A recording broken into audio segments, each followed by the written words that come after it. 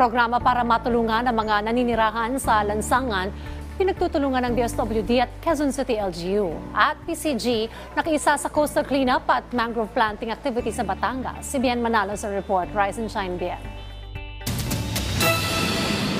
Sa pagnanais na mapabuti ang kalagayan ng mga naninirahan sa kalsada, nagtulungan ang Department of Social Welfare and Development at lokal na pamahalaan ng Quezon City sa paglulunsad ng Oplan Pag-abot reaching out to families and individuals in street situation. Dito'y ligtas na itinurn over ang mga benepisyaryo sa iba't ibang pasilidad kung saan dadaan sila sa medical assessment at antigen testing. May nakalaang temporary shelter sa processing area para sila ay makapagpahinga habang nakatanggap din sila ng cash aid mula sa DSWD at irirehistro sila sa Philippine Statistics Office.